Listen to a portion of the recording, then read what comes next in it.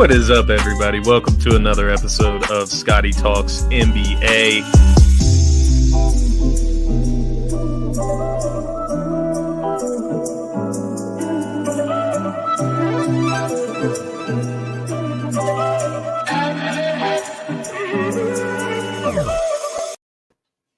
What is up, everybody? Welcome to another episode of Scotty Talks NBA.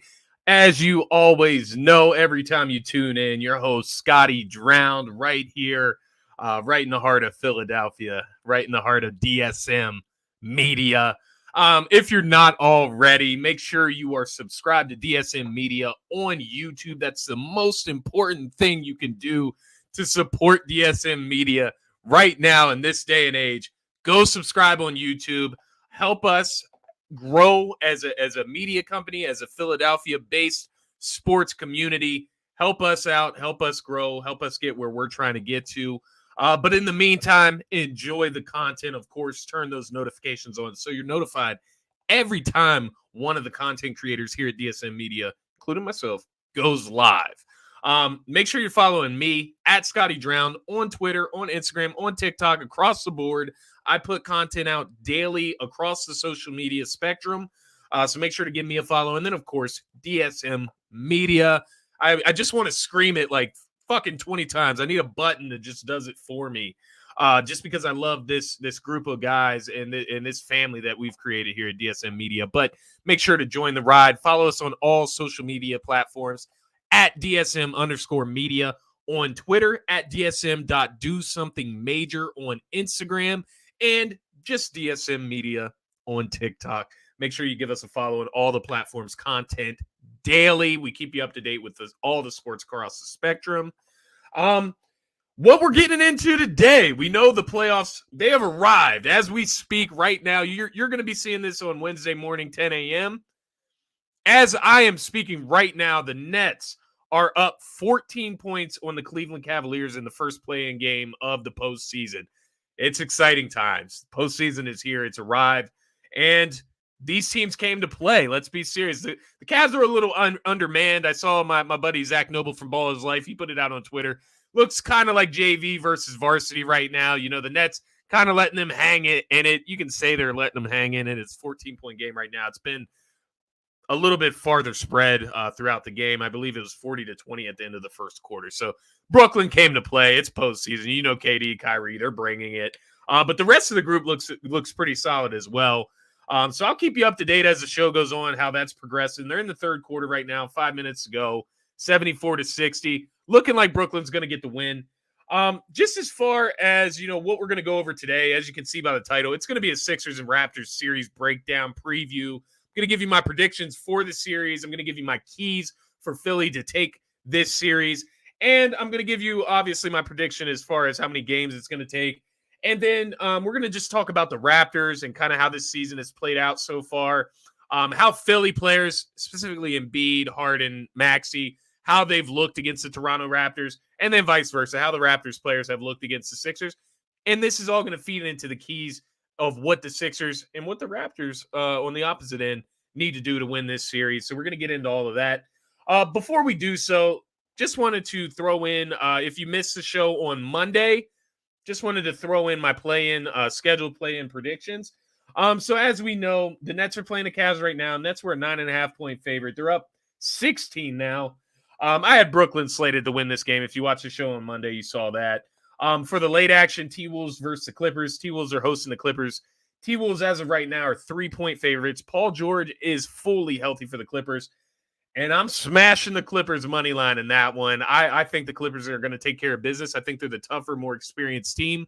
But don't take that the wrong way. I really, really like the Minnesota Timberwolves. I just think that you talk about a Clippers team that's getting right at the right time. You got Tyronn Lue, who has great experience as a head coach, a championship winning coach. And so I do have the Clippers slated to beat the Timberwolves. Then tomorrow we have the Hornets versus the Hawks. I got the Hawks taking that one. And we got the Pelicans taking on the Spurs. I got the Pelicans taking that one. And then, of course, on Friday, T-Wolves and New Orleans would then square off if everything plays out how I predict it to. And I have T-Wolves winning that game, taking the 8th seed in the West. And then likewise, Hawks versus Cavs. I have the Hawks winning that game and taking the 8th seed in the East. Shout out to the Cavs. They have had a hell of a season. It's not over yet. They still have a chance. Even if they lose this game tonight, as I mentioned, they'll play the loser, or they'll play the winner, of the 9 and 10 game in the East. I just think it's kind of over for the Cavs. They're too beat up. They got Evan Mobley back. That's great. He's a rookie. You need Jared Allen. You need your guys out there. Lost Colin Sexton early on in the season. I think it's just a little too much for the Cavs right now, and I think the Hawks are coming around at the right time. And the Hawks, that's a team that you do not want to see. That's a team that can get hot, has the experience as we saw last year to make some noise in the playoffs. But as you can see, I have the Nets 7 seed. I have the Hawks 8 seed in the East. Then in the West, we have the Clippers 7 seed, Timberwolves 8 seed in the West. So we'll see how that plays out, and I will certainly keep you updated as the score goes on. Looks like the Cavs are only down by 12 right now, so it's getting a little closer there. So let's get into this Sixers game. This Sixers series, I should say. So we got the Sixers taking on the Raptors. First game Saturday in Philly, 6 p.m. Something to obviously note here: Matisse Thybulle isn't going to be playing in Toronto. Me and a couple of the colleagues from DSN, we've talked about it. Obviously, you need him out there because you're going to need him as much as you can get. You need bodies, and first of all, quality bodies that can put in meaningful minutes on the floor for the Sixers. So you need him out there if he's available for them home games. But it'll be interesting to see. I think obviously down the stretch, Danny Green was getting the starts. I think that should continue. He's looked really good. Obviously, he's not the defensive presence that Matisse is, but he is a hell of a shooter from those corners, and Harden is going to get him a lot of looks, regardless of who the Sixers are playing. So I think that is a better fit that we got there right now. But let's give a little bit of the script leading up here. Just how this has played out between these two teams throughout this season. So, as you know, the Raptors, they had just beat the Sixers 2 times in a row. Definitely beat them the other night, which ultimately cost the Sixers an opportunity at the 3 seed, with the Celtics taking advantage on Sunday against the Grizzlies and taking care of business. Ultimately cost the Sixers a 3 seed, a loss to the Raptors earlier on in the week. Raptors are 3-1 against the Sixers this season. Now, mind you, looks like Embiid, he only played in 3 games in the season series. Obviously, we only had Harden for 2 of the games in the season series, so it's a completely different team. I know the first time we played the Raptors, they beat us, and I know that we actually had a good amount of our players, and they actually didn't have a good amount of theirs. Then this most recent loss to the Raptors, or actually the 2 most recent losses to the Raptors to kind of close out the season down the stretch there, they did not have OG Anunoby, and I believe they did not have Siakam in one of the games as well. So no Fred VanVleet in that last matchup either, and I believe in the second to last matchup, he wasn't in that one either. So, excuse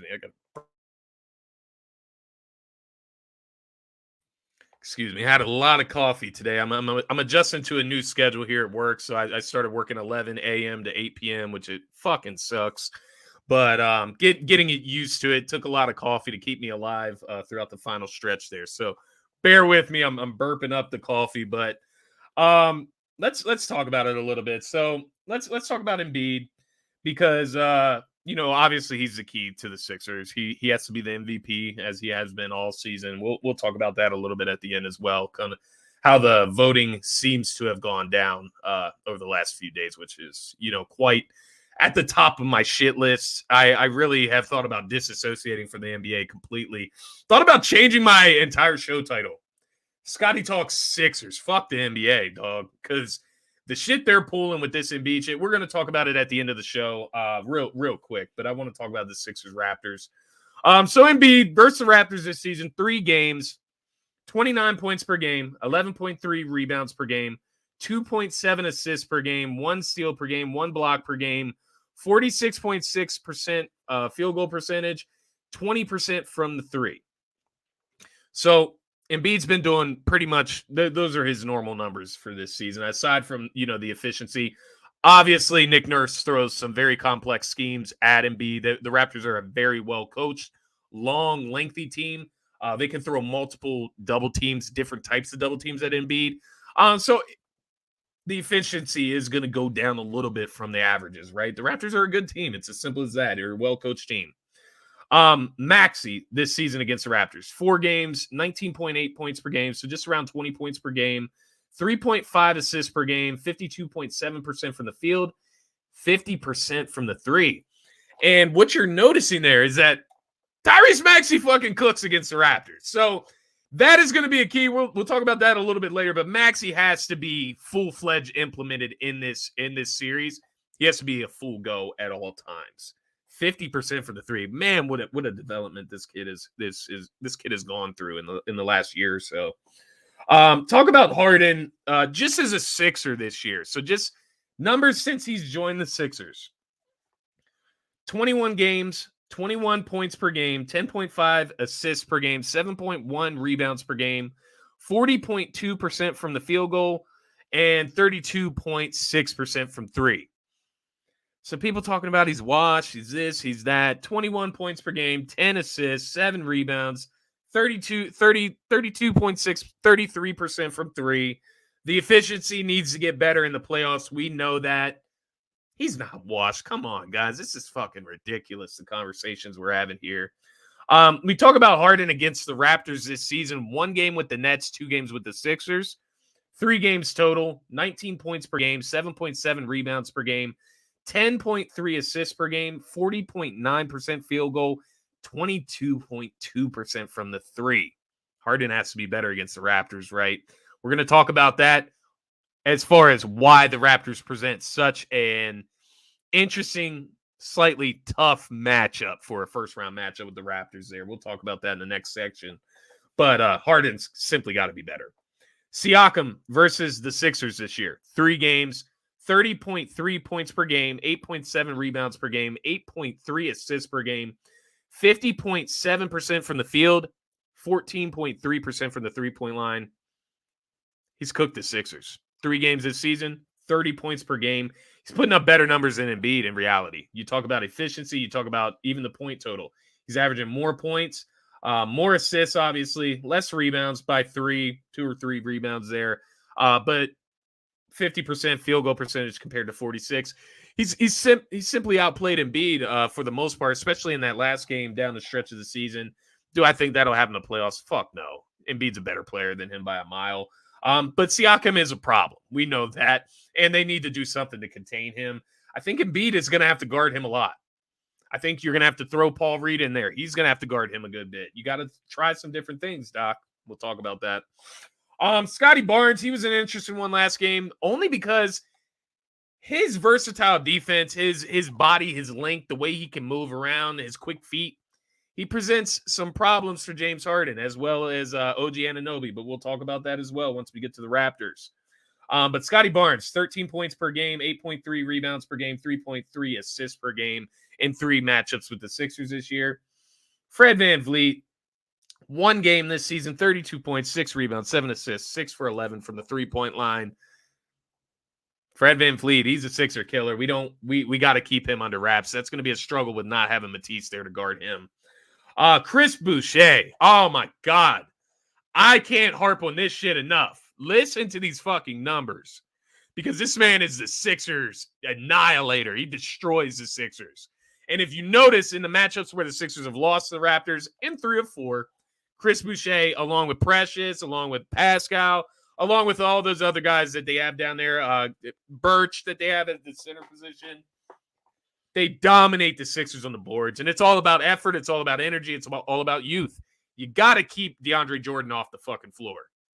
But let's listen to these numbers. Chris Boucher having a fucking career year again, or career season against the Sixers at least. 16 points per game, 10.5 rebounds per game. This is a backup power forward / center, guys. 2 blocks per game in 4 matchups. 50% from 3. This stuff can't happen. You got to stay glued to this guy. He cannot just be popping open threes, man. And you cannot allow this production from a backup power forward / center, period. That can't happen. That cannot happen. And we'll talk about that, obviously. But let's talk about, obviously I pointed out just a few of the stat lines just to give you a little bit of background knowledge, a little bit of background information. what makes Toronto such a tough matchup, not only for the Sixers, but for really anybody in the East? Let's be honest. So where I start, multiple lengthy wing defenders. And this, once again, this can be spoken as a matchup problem for the entire East, not just the Sixers series. But you have multiple lengthy wing defenders to throw at James Harden. And to be honest, you know, you look at James Harden's stat line against the Toronto Raptors this season, the efficiency has been, you know, bottom of the floor as far as efficiency for Harden against the Raptors this season. And it's funny because the thing that's even keeping him up near the 19 points per game is the 28-point outing he had with Brooklyn against Toronto earlier in the season. So 19 points in one matchup against Toronto and then 13 in the last one. James Harden hasn't played very well.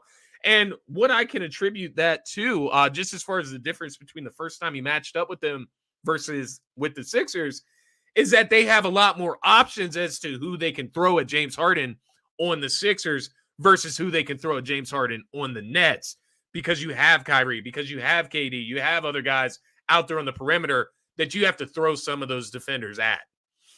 In this series against the Sixers, Toronto can just alternate between Scotty Barnes, OG Anunoby. I even saw Precious Achiuwa guard him, that, you know, as he tried to get in the paint, he was able to move his feet and stay in front of Harden. And Thaddeus Young, he's another versatile, lengthy forward that can get out there and defend the perimeter. So they got a ton of options that they can throw at James Harden. James Harden simply has to be on his shit, right? He has to be on his game in this series. And we'll talk about that in the keys to victory for the Sixers in this series. But that worries me. Multiple lengthy wing defenders. Young, athletic, floor spacing bigs. What have we been begging for in Philly, man? Somebody to help space the floor with Embiid. Somebody to grab boards, take a load off Embiid, come in, relieve Embiid, and just simply play with effort and energy. That's all the Raptors have on the other side. And you've seen it in every matchup that we've played against the Raptors this season. It's basically been the difference in the game, the rebounding differential. The efforts of Precious Achiuwa, Pascal Siakam, Chris Boucher, who I mentioned earlier, and then, of course, Thaddeus Young. These are all guys that can space the floor. Chris Boucher, as I mentioned, 50% from three against the Sixers in 4 games this season. That simply can't happen, guys. These are floor spacing, athletic, energetic, young bigs for Toronto, and they got a chip on their shoulder, man. You sit there across from Embiid, it's a lot easier when you can throw Chris Boucher, Precious. You can throw Thaddeus Young at him sometimes. You can throw Siakam at him sometimes. You can throw Birch at him sometimes. Whereas Embiid just has to go back and forth with these guys. It's going to be tough. Shooting. They have a ton of shooting. You know this. There's guys at the bottom of their roster. Mekhi Luke, Malachi Flynn. These are guys that just come in and hit shots. That's all you ask them to do, and that's all they do. They hit shots. But aside from them, Gary Trent Jr., he dropped 30 on us in the last matchup. Fred VanVleet, we know what he can do. I mean, I don't even need to comment on it. Siakam, we know what he can do. He hasn't shot the ball well from 3 against us, but that mid-range is ridiculous. The floater in the lane is ridiculous. He's got an incredible touch. Gotta watch the shooting. And then, of course, as I mentioned, Precious hit a bunch of threes in the last matchup. Boucher has killed us. Down the line, we haven't even really talked about OG Anunoby. He hasn't really played that much this season. They're going to have him back this, in the postseason in this series, and it's going to be tough, man. He's a versatile player as well. He can also shoot the 3.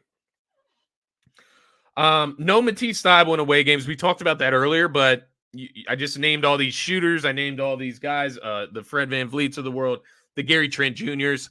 Those are the guys that Matisse would be guarding. You don't have Matisse in away games. What does that mean? You got to win your fucking home games in this series. I'll say that right now. You have to win the home games in this series. It is so big. It's so big because of Matisse Thybulle. And finally, the last thing, and, it's not limited to this. I'm sure if you have any other things you would like to point out about Toronto, what you've seen throughout the season, definitely leave it there in the comments. I would love to read through it, see what you guys are thinking as far as this series. Even throw in your prediction. How many games is this series going? Let me know in the comments there. But last thing that I have on my list of what makes Toronto such a tough matchup, Nick Nurse. He will coach Doc Rivers under the table if Doc Rivers gets in the way. Nick Nurse versus Doc Rivers. That has me worried. That is probably my biggest worry in this series. And we can kind of flip it now. You know, that's a good segue to the keys for Philly, right? And you could, in reality, you could just look at the opposite of everything I just said. That's the key for Philly, controlling that shit, right? But I'll list it out for you. First key for the Sixers, right, to win this series. 2 signature Harden games, right? Now, what do your definition of a signature Harden game might be different from mine. I'm talking about who Harden is, who Harden has shown me that he is throughout the second half of this season, throughout his time in Brooklyn. I'm not talking about Houston Harden's signature game. No, we don't need 30 to 40 from Harden. Just simply don't. If he can give it to you from one night out of a series, that's great. You don't need it. You need 2 signature Harden games. And I'm talking 25 plus points, 20 to 25 plus points, efficient shooting, right? Over 40% from the field, 35% from 3. 2 threes, 2 or more threes in a game. You gotta hold the defense accountable. He obviously hasn't shot the ball well against Toronto. That has to change. He's putting the work in. We saw the clips of practice today after practice, getting those spot up threes up. We're gonna need him to hit threes. But the biggest thing, 10 plus assists. Any night where Harden has 10 plus assists, there's a good solid chance that the Sixers are gonna win. Because that means other guys are involved and other guys are scoring. And that's why Harden is the key to this ship. He's going to steer it, and it's going to go wherever he wants it to go. He's a key here. We know Embiid's the best player on the team, but Harden's a key here. Next, Danny Green. Danny Green, I mentioned he's been inserted into the starting lineup. He's shot the ball very well when he's on the floor with the starters compared to coming off the bench. Obviously, he has a guy that can get him open, James Harden. So you can't leave Tyrese Maxey open. You can't leave Tobias open. You can't leave Embiid open. Gets Danny a lot of open shots. We need Danny Green and then Shake Milton. I'm sure you guys are happy with the way he's been playing lately. Dropped 30 points against the Pistons on that season closeout game.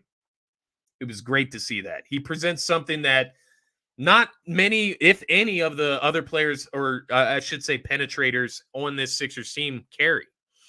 Carries a nice mid-range jump shot. That's something that Harden doesn't do. Tyrese Maxey, here and there, but mostly spot up threes and driving into the paint. Harden, spot up three or step back threes, spot up threes, driving to the paint. So on and so forth. I guess Tobias could be your mid-range guy, but he's really kind of gravitated out to the three-point line with Harden here. So Shake is that guy that can get into the lane.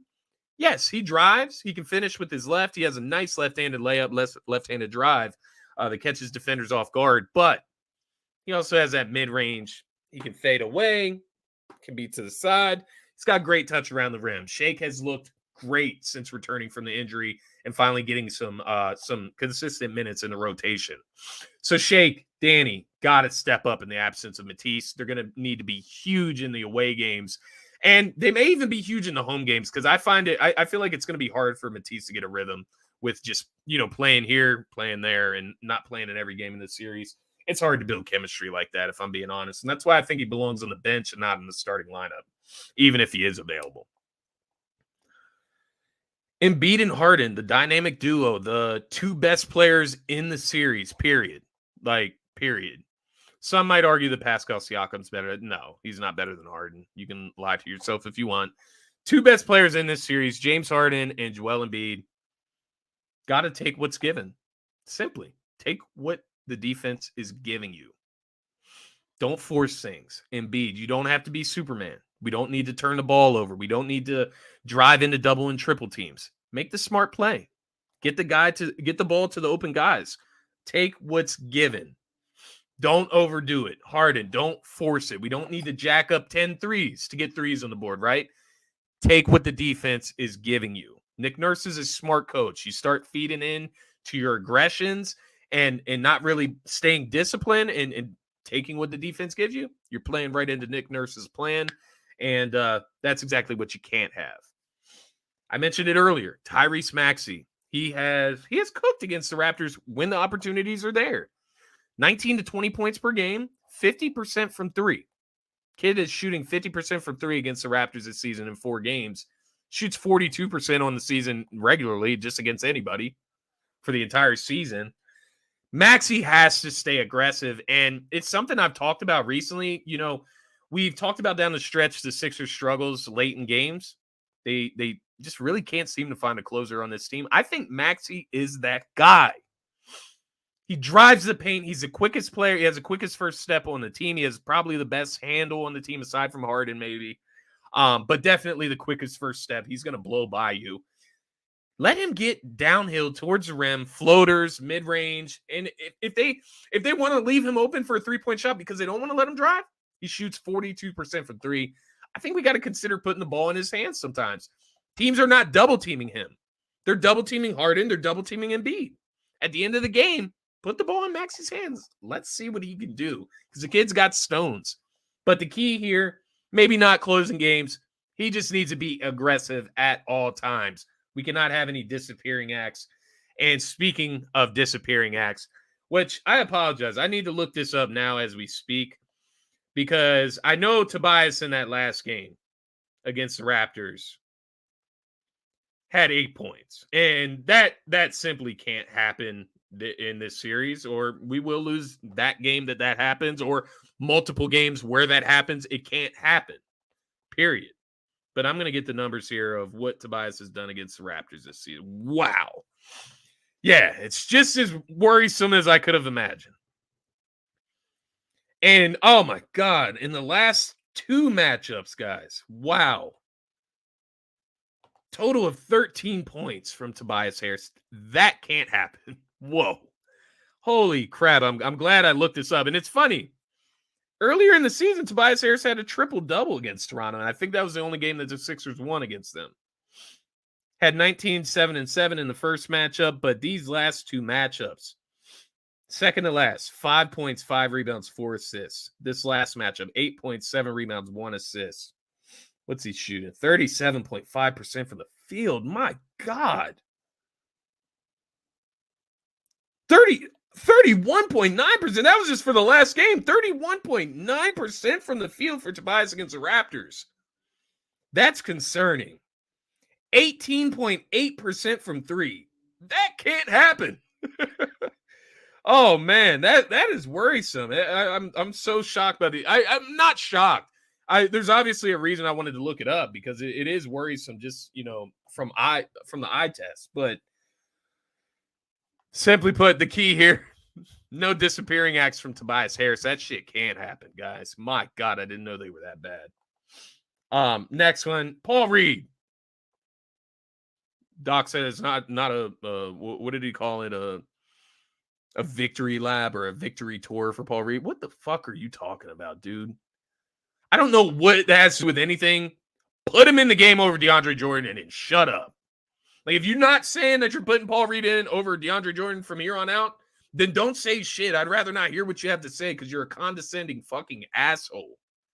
Doc Rivers is the biggest asshole that I have seen in a coaching position in a fucking while, man. With all due respect to the Hall of Fame coach, please just don't be a fucking detractor in the series. That's all I ask. You don't even have to do anything positive. Don't be a detractor. You play Paul Reed over DeAndre Jordan to match the youth and energy. If Paul Reed comes in, gets a quick 2-3 fouls, dumb fouls, then you can bring DeAndre Jordan's old ass in if you must. But that should not be your first option off the bench as far as a big man. Paul Reed is exactly what you need to play against Toronto. Young, energetic, quick, hits the boards. He's just a dog. He does the dirty stuff. Sixers, Doc Rivers, need to recognize that if you're going to win this series. It's going to be a key. It's crazy to say that Paul Reed could be a key in this series, but that's where we're at. That's where we're at. You can't let Toronto get hot from 3, obviously, and you must control the boards, guys. I mean, that I can't stress that enough. These matchups against the Raptors have been, I mean, the Sixers have gotten dominated on the rebounds, specifically the offensive rebounds. You get these guys extra shots, it turns into a shoot around. Now it's a 3-point raining fest in Philly or Toronto. It don't matter where you're at. You got to get rebounds. You got to secure the boards, and you got to keep them cold from the three. If they get hot, this series is going to be long and tough and heartbreaking for Philly fans. I will say that. And then finally, I mean, last note, I kind of touched on it with Paul Reed. Doc Rivers, stay the hell out the way, man. Just stay the hell out the way. Don't let your ego get in front of this team. The talent is there. I know everybody's talking about Harden, Wash, Embiid this, Tobias that, Maxey this. The talent is there. They have guys that can go out and win games. They need to be put in positions to be successful. It's as simple as that.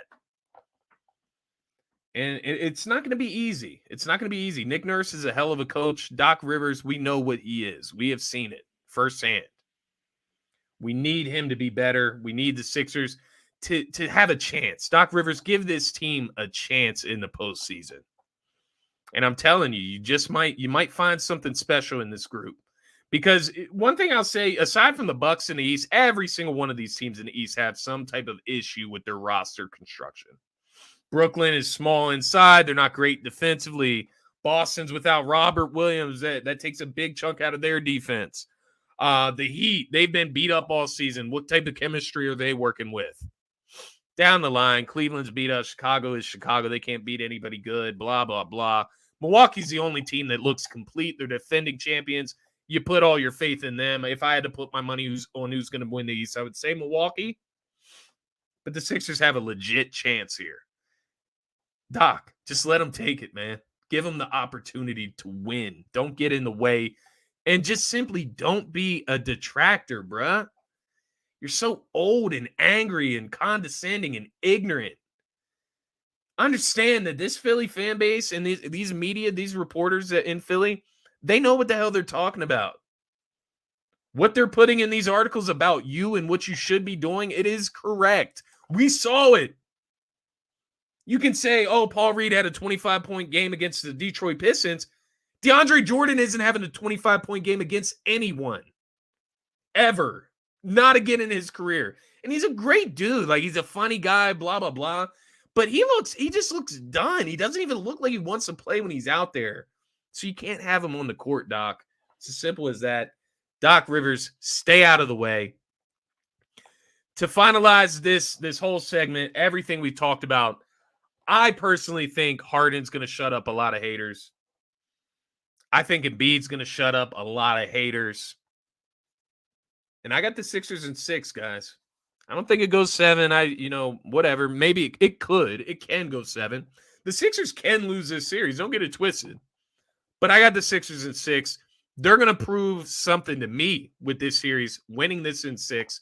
You're going to take care of business at home for one, something that you really haven't done all season. Consistently win at home. Take advantage of the home court advantage. Win those games at home. You need to go 4-0 at home if you have to, right? So I got the Sixers in 6. And what I'll leave this at, you look at Embiid, you look at James Harden, you look at Tobias Harris, even Doc Rivers. This entire Sixers roster, every single one of them should have a chip on their shoulder. James Harden, you washed? You just going to let them call you washed? You going to let them embarrass and put a stamp on your name of washed? Nah, bro, you're not about that. I know James Harden. He's going to come out ball out. Has to. Pressure's on him as well. But he needs to have that chip on his shoulder like he's got something to prove. Tobias Harris, we already know what everybody says, man. We know. Tobias Harris is a great dude. I love him. I honestly love him as a person, as a player for this Sixers team. He's a great guy, great character. You got to show up, bro, and you got to have that chip. You got to have that energy. You got to have that energy. You got to have that chip on your shoulder. You got something to prove. They say you're the worst contract in basketball. They say you're the most overpaid basketball player in the league. That can't be true with your skill level, Tobias. That can't be true. Prove it. Prove it. Now's the time. It's this postseason. This is it. Doc Rivers, Tobias Harris, this is it. Prove it. Prove you are who you say you are.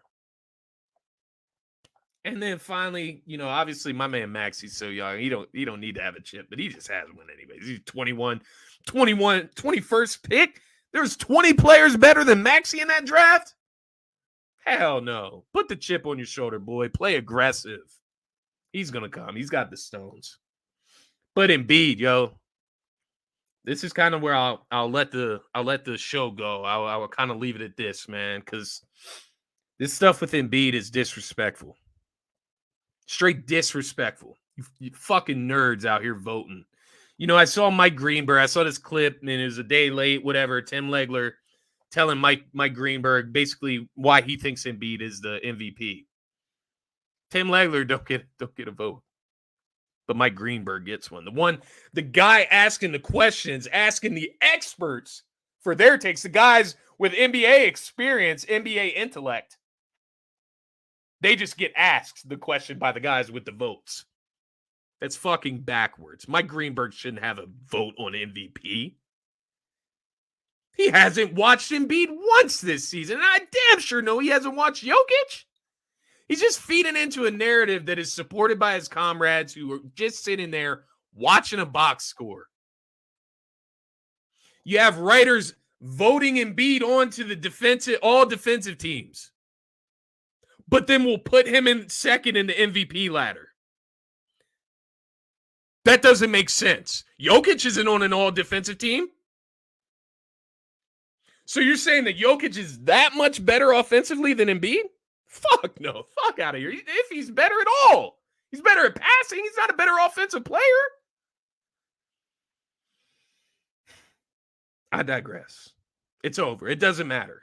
Right? The MVP, whatever. It'll go to Jokic, I'm sure, because that everybody hates Philly. Everybody hates Embiid. It's a popularity contest. It isn't about play. It isn't about dominance. It isn't about who is the most valuable. It's not about that. It's a popularity contest. It's funny how a guy could be so popular after cheap shot and Marcus Morris like that. But that's something that we've moved on for. One game suspension, you break a guy's back, big deal. Right.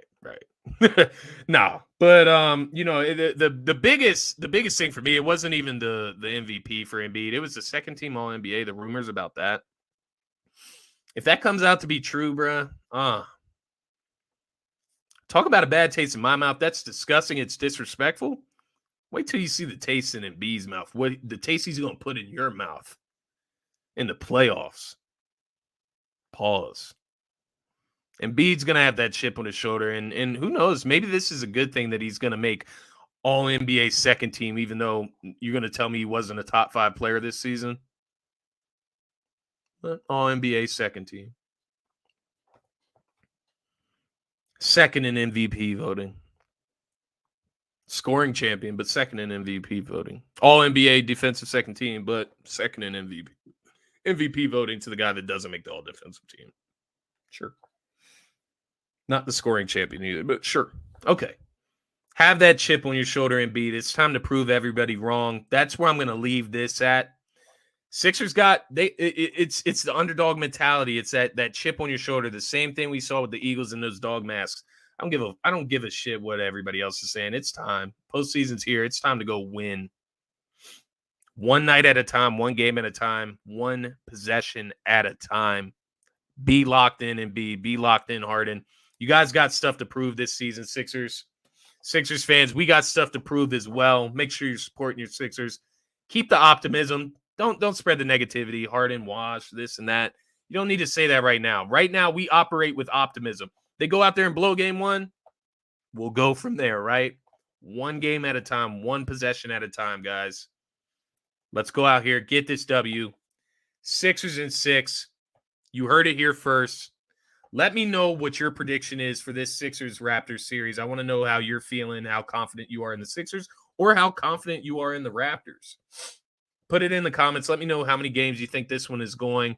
But, guys, thank you so much for tuning in on this fine Wednesday morning, I should say, when you're viewing this. If you're not already following me on social media, you can find me at Scotty Drowned on Twitter, Instagram, and TikTok. I am putting out content every single day on my personal page. And then, of course, you can follow DSM Media at DSM_media on Twitter, at DSM.DoSomethingMajor on Instagram, and at DSM Media on TikTok. We're also putting content out every single day on all of those social media platforms. For myself, for DSM Media, make sure you are subscribed to the DSM Media YouTube page. That's the most important thing. Help us grow here. Engage with us. We're trying to build a community. And I wish you guys the best. Enjoy the night of basketball. Let me just check the score here real quick. See what we're looking at.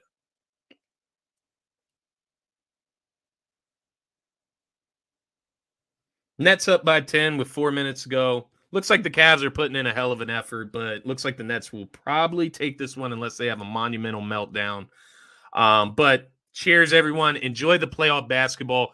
I will see you all Sunday. We'll be recapping the Sixers in Toronto game 1 matchup. So I'll bring all the heat for you, and we're going to talk about Saturday's action as well as Sunday's action as well on Sunday morning. So 10 a.m. Sunday morning, 10 a.m. Eastern Standard Time, right here on DSM Media. Have a great rest of your day, everyone, and go Sixers.